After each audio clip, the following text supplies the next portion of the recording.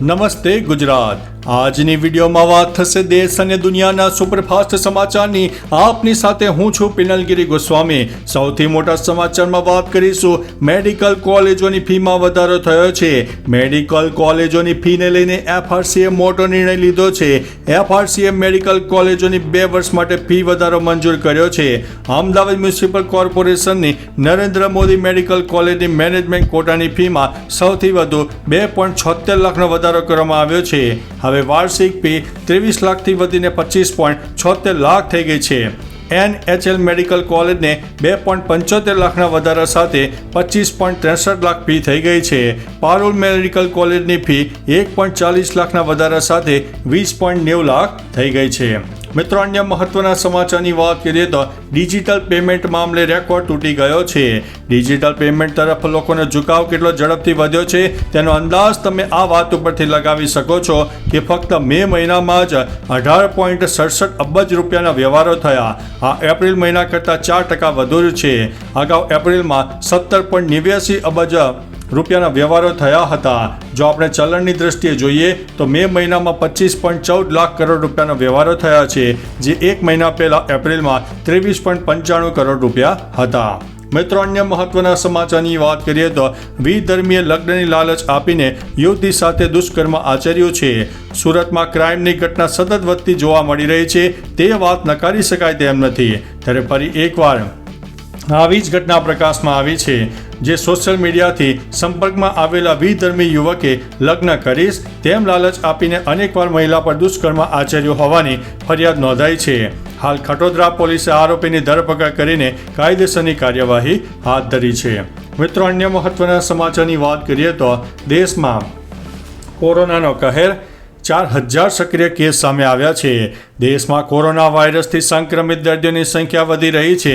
કેન્દ્રીય આરોગ્ય મંત્રાલય દ્વારા સોમવારે જાહેર કરાયેલા આંકડા મુજબ ભારતમાં કોવિડ-19ના સક્રિય કેસ વધીને 4000ની આસપાસ પહોંચી ગયા છે। આ સાથે દરરોજ મૃત્યુઆંક પણ વધી ગયો છે। છેલ્લા 24 કલાકમાં કોરોનાને કારણે 4 લોકોના મોત થયા છે। છેલ્લા 24 કલાકમાં દિલ્હીમાં સૌથી વધુ 47 કોરોનાના કેસ મળી આવ્યા છે।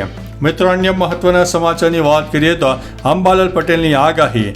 હવામાન નિષ્ણાત અંબાલાલ પટેલની આગાહી સામે આવી છે, જેમાં તેમનું માનવું છે કે 12 થી 18 જૂન સુધી ગુજરાતમાં ચોમાસું આવી જશે અને બંગાળના ઉપસાગરમાં સાયક્લોન પણ બની રહ્યું છે, જેને લઈને 10 તારીખની આસપાસ તેની અસર જોવા મળશે અને ગુજરાતના પૂર્વ ભાગમાં તેની અસર થશે તો વરસાદ પણ આવશે। ઉત્તર ભારતમાં કેટલાક ભાગમાં પવન અને આંધી આવશે અને સાથે અંદાજિત 70 થી 90 કિલોમીટરની ઝડપે પવન પણ ફૂંકાઈ શકે છે। મિત્રો, અન્ય મહત્વના સમાચારની વાત કરીએ તો પીએમ મોદી પર ખડગેનો મોટો આરોપ સામે આવ્યો છે। કોંગ્રેસ પ્રમુખ મલ્લિકાર્જુન ખડગેએ આસામ અને પૂર્વોત્તરના કેટલાક અન્ય રાજ્યોમાં પૂર અંગે ચિંતા વ્યક્ત કરી। તેમણે આરોપ લગાવ્યો છે કે વિકાસના મૂળભૂત મુદ્દાઓથી ધ્યાન ભટકાવવું અને ભાવાત્મક અને ધ્રુવીકરણ કરનારા વિષયો પર ધ્યાન કેન્દ્રિત કરવું એ ભાજપની રાજનીતિની ઓળખ છે। 2016માં ભાજપે આસામને પૂરમુક્ત બનાવવાનું વચન આપ્યું હતું। મોદી અને તેમની ડબલ એન્જિન સરકારે આસામ સાથે દગો કર્યો છે। મિત્રો, અન્ય મહત્વના સમાચારની વાત કરીએ તો બોડેલીમાં ભારે પવન સાથે ધીમી ધારે વરસાદ નોંધાયો। ખેડૂતોમાં વ્યાપી ગયો ચિંતાનો માહોલ। સવારથી વાતાવરણમાં નોંધપાત્ર પલટો જોવા મળ્યો, સાથે સાથે બફારાનો પણ અહેસાસ થયો। વાતાવરણમાં આવેલા અચાનક પલટાથી મગફળી, તલ અને મગ જેવા કઠોળના પાકને નુકસાન થવાની શક્યતા છે। આ કારણે ખેડૂતોમાં ચિંતાનું મોજું ફરી વળ્યું છે। સવારે 20 મિનિટ સુધી ધીમી ધારે વરસાદ નોંધાયો હતો। મિત્રો, અન્ય મહત્વના સમાચારની વાત કરીએ તો ઇન્ડસ્ટ્રીયલ યુનિટની આડમાં ચાલતું કૂટણખાનું પકડાયું છે। સુરત શહેરમાંથી ઇન્ડસ્ટ્રીયલ યુનિટની આડમાં ચાલતું કૂટણખાનું પકડાયું છે। વરાછાના ઘનશ્યામનગરમાં આવેલા એક ઇન્ડસ્ટ્રીયલ યુનિટની અંદર ઘણા સમયથી આ બધો વેપાર ચાલતો હતો। પોલીસને બાતમી મળી હતી અને તેના આધારે રેડ કરી અને મહિલા સંચાલક અને 6 ગ્રાહકોની ધરપકડ કરી, જ્યારે 3 મહિલાઓ સામે રેસ્ક્યુ પણ કર્યું હતું। વરાછા પોલીસે સમગ્ર મામલે કાયદેસરની કાર્યવાહી હાથ ધરી છે। મિત્રો, અન્ય મહત્વના સમાચારની વાત કરીએ તો બાંગ્લાદેશમાં નવી ચલણો નોટો જાહેર કરવામાં આવી છે। બાંગ્લાદેશની કરન્સીને લઈને મોટા સમાચાર છે। બાંગ્લાદેશની સેન્ટ્રલ બેન્કે રવિવારે નવી ડિઝાઇન સાથે નવી ચલણી નોટો જાહેર કરી છે। મહત્વનું છે કે નવી ચલણી નોટોમાં પદભ્રષ્ટ વડાપ્રધાન શેખ હસીનાના પિતા અને બાંગ્લાદેશના સંસ્થાપક શેખ મુજીબુર રહેમાનની તસવીર હટાવી દીધી છે.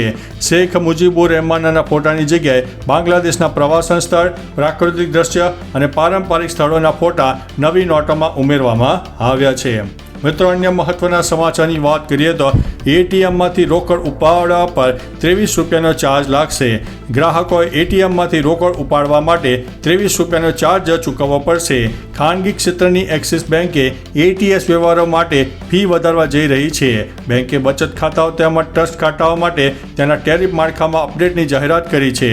અપડેટ હેઠળ આ ખાનગી બેંક એક્સિસ અને નોન એક્સિસ બંને એટીએમ માટે મફત મર્યાદા પછી એટીએમ વ્યવહારો માટે ફી વધારી રહી છે. મિત્રો, અન્ય મહત્વના સમાચારની વાત કરીએ તો વિરાટ કોહલીના પબ રેસ્ટોરન્ટ ઉપર મોટી કાર્યવાહી કરવામાં આવી છે. ભારતીય ક્રિકેટર વિરાટ કોહલીની મુશ્કેલીઓ વધી રહી છે. તેના પબ રેસ્ટોરન્ટ પર મોટી કાર્યવાહી કરવામાં આવી છે. બેંગ્લોર સ્થિત 18 કમ્યુન પબ અને રેસ્ટોરન્ટના મેનેજર વિરુદ્ધ એફઆઈઆર નોંધવામાં આવી છે. બેંગ્લોર પોલીસે આ કાર્યવાહી એટલા માટે કરી કારણ કે કોહલીના પબમાં નો સ્મોકિંગ ઝોન નહોતો. આ પબ રત્નમ કોમ્પ્લેક્સના 6થા માળે આવેલ છે. મિત્રો, અન્ય મહત્વના સમાચારની વાત કરીએ તો એશિયા કપ સ્થગિત. શ્રીલંકામાં 6 જૂનથી શરૂ થનાર મહિલા ઇમર્જિંગ એશિયા કપ હવામાન અને સ્વાસ્થ્યના કારણોસર સ્થગિત કરવામાં આવ્યો છે. એસીસી ટૂંક સમયમાં નવું શેડ્યુલ જાહેર કરશે. એશિયા ક્રિકેટ કાઉન્સિલે 2 જૂને આ જાહેરાત કરી હતી. આ ટુર્નામેન્ટ 6 જૂનથી શ્રીલંકામાં શરૂ થવાની હતી. એસએલસીએ તેમના વિસ્તારમાં પ્રતિકૂળ હવામાન અને સ્વાસ્થ્ય ચિંતાઓને કારણે ટુર્નામેન્ટ ફરીથી શેડ્યુલ જાહેરાત કરવાની વિનંતી કરી હતી. મિત્રો, અન્ય મહત્વના સમાચારની વાત કરીએ તો એક નજર આજના સમાચારો પર. વિશ્વ સાયકલ દિવસ નિમિત્તે ભાવનગર સાયકલ ક્લબ દ્વારા 15 કિલોમીટર સાયકલ પરેડનું આયોજન. જેઈઈ એડવાન્સ પરીક્ષાનું પરિણામ જાહેર. ટોપ 100માંથી 7 ગુજરાતના વિદ્યાર્થીઓ સામેલ છે. અમદાવાદમાં વિશ્વ સંવાદ કેન્દ્ર અને ગુજરાત એકમ દ્વારા પત્રકાર સન્માન સમારોહનું આયોજન કરાયું છે. મિત્રો, અન્ય મહત્વના સમાચારની વાત કરીએ તો ગુજરાતના આરોગ્ય મંત્રીને કોઈ ચિંતા નથી. આરોગ્ય મંત્રી ઋષિકેશ પટેલે કડીમાં એક કાર્યક્રમ દરમિયાન જણાવ્યું કે કોવિડ હવે જીવનનો હિસ્સો છે. વર્ષે 2 વર્ષે આવો એકાદ મહિનો આવતો રહે છે. નોંધનીય છે કે સવારે અમદાવાદમાં દાણી લીમડામાં 47 વર્ષીય મહિલાનું કોરોનાથી મૃત્યુ થયા હોવાના સમાચાર સામે આવ્યા. જો કે 28 મેએ તેમનું મોત થયું. સત્તાવાર રીતે માહિતી છુપાવવામાં આવી રહી હતી. તંત્ર ફરીથી કોવિડને લઈને આંકડા છુપાવી રહ્યું હોય તેવું દેખાઈ રહ્યું છે. મિત્રો, અન્ય મહત્વના સમાચારની વાત કરીએ તો આ વર્ષે આ દિગ્ગજ ખેલાડીઓએ નિવૃત્તિ લીધી છે. વર્ષ 2025માં ઘણા દિગ્ગજ ક્રિકેટરોએ નિવૃત્તિની જાહેરાત કરીને ચાહકોને ચોંકાવ્યા છે. રોહિત શર્મા અને વિરાટ કોહલીએ ટેસ્ટ ક્રિકેટમાંથી નિવૃત્તિ લીધી. પછી સ્ટીવ સ્મિથે વન ડે ઇન્ટરનેશનલ ક્રિકેટને અલવિદા કહ્યું. ગ્લેન મેક્સવેલે પણ વન ડે ઇન્ટરનેશનલમાંથી નિવૃત્તિની જાહેરાત કરી. હવે હેન્ડ્રિક ક્લાસને પણ ક્રિકેટના તમામ ફોર્મેટમાંથી નિવૃત્તિની જાહેરાત કરી છે. આ દિગ્ગજોની નિવૃત્તિ ચાહકો માટે દુઃખના સમાચાર છે. મિત્રો, અન્ય મહત્વના સમાચારની વાત કરીએ તો 8 જૂન સુધી છત્રી અને રેનકોટ સાથે રાખજો.